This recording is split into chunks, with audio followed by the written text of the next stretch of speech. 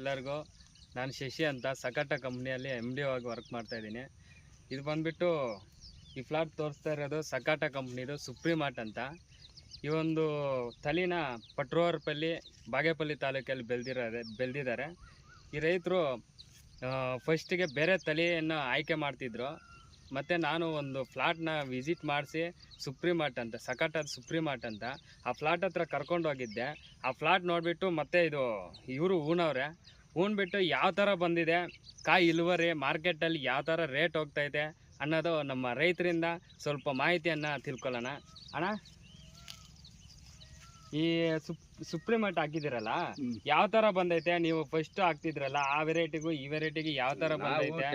ಟ್ಯಾಗಿಟ್ ಹಾಕ್ತಾ ಇದ್ವಿ, ಇವಾಗ ಸುಪ್ರೀಮಾರ್ಟ್ ಸಕಟ ಹಾಕಿದ್ವಿ, ಚೆನ್ನಾಗಿ ಬಂದಿದೆ. ಅದರಿಂದ ಇದು ಇಳುವರಿ ಚೆನ್ನಾಗಿ ಬಂದಿದೆ.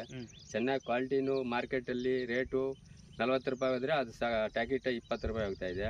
ಮಾರ್ಕೆಟ್ ಅಲ್ಲಿ ರೇಟ್ ಚೆನ್ನಾಗಿ ಕೇಳ್ತಾರೆ, ಬ್ಲಾಕ್ ಬರುತ್ತೆ, ಫುಲ್ ರೇಟ್ ಕೇಳ್ತಾರೆ. ರೈತರೆಲ್ಲ ಇದೇ ಬೇಕು. ಅದಕ್ಕಿಂತ ಇದು ಎಷ್ಟು ಜಾಸ್ತಿ ಹೋಗ್ತೈತೆ ನಮ್ಮ ಮಾರ್ಕೆಟ್ ಅಲ್ಲಿ? ಅದಕ್ಕಿಂತ ಇದು 25 ರೂಪಾಯಿ ಜಾಸ್ತಿ ಹೋಗ್ತೈತೆ. ಮತ್ತೆ ಬೇರೆ ರೈತರಿಗೆಲ್ಲ ಏನಂತ ಹೇಳ್ತೀರಾ ನೀವು ಈ ವೆರೈಟಿ ಬಗ್ಗೆ? ನಾವ್ ಹೇಳ್ತಾ ಇದ್ವಿ, ನಮ್ಮೂರಲ್ಲಿ ಇದೇ ಗಿಡ ಹಾಕ್ರಿ ಅಂತ, ಹಾಕ್ತಿವಿ ಅಂತ ಹೇಳಿದ್ದಾರೆ. ನೆಕ್ಸ್ಟ್ ಗೆ ಅವರು ಹಾಕ್ತಾರಂತೆ. ಹೌದಾ?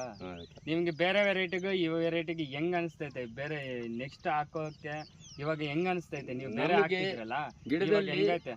ನಮಗೆ ಇವಾಗ ಒಂದು ಗಿಡಕ್ಕೆ 2 kg 3 kg ಕೇಳ್ಬಹುದು, ಅಷ್ಟು ಇಳುವರಿ ಬರ್ತಾ ಇದೆ. ಆದ್ರೂ ಪೇಪರ್ ಹಾಕಿಲ್ಲ ಇವರು. ಪೇಪರ್ ಹಾಕಿದ್ರೆ ಇನ್ನ ಚೆನ್ನಾಗಿ ಬರೋದು. ಬಟ್ ಕಾಯಿ ಗೊಂಚಲು ನೋಡಿ, ಒಂದೊಂದು ಗೊಂಚಲ್ಗೆ 2-3 ಕಾಯಿ ಬಿಟ್ಟಿರತ್ತೆ. ಹಂಗಾಗಿ ಎಲ್ಲಾ ರೈತರು ಹಾಕಿ, ಈ ಒಂದು ರೈತರು ಇದು ನೆಕ್ಸ್ಟ್ ಟೈಮ್ ಒಬ್ರಿಗಲ್ಲ ಒಂದು 10 ಜನಕ್ಕೆ ಹೇಳ್ತಾರೆ ಅಂತ ಅವರು ಹೇಳ್ತಿದ್ದಾರೆ.